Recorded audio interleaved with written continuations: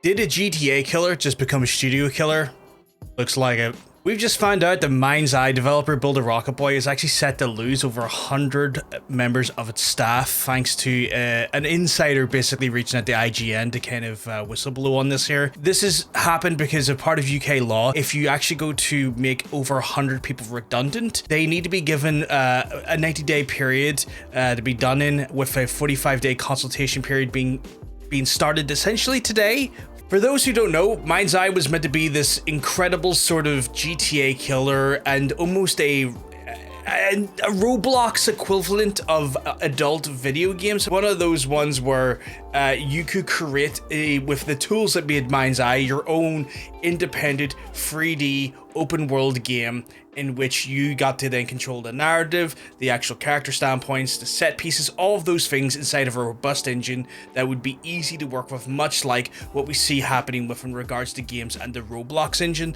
However, Mind's Eye was meant to be the actual sort of flagship example of what this could become, but we've seen in recent weeks that the game has been kind of lauded to be in a total mess, with many outlets including Giant Bomb showing incredibly disturbingly silly bugs, making some of the scenarios seem unplayable if not an outright joke.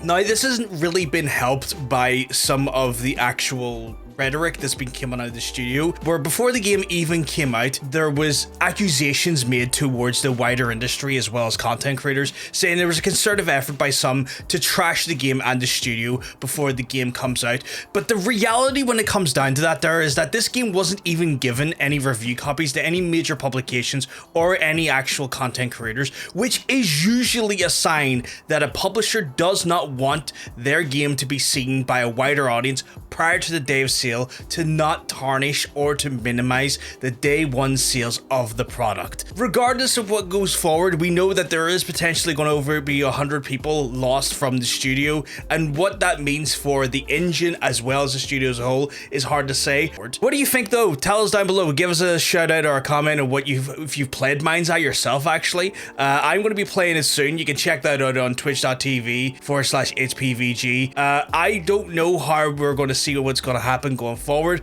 but this is just sadly what we see in games development, especially with a very volatile standpoint of what games are and the cost of making them.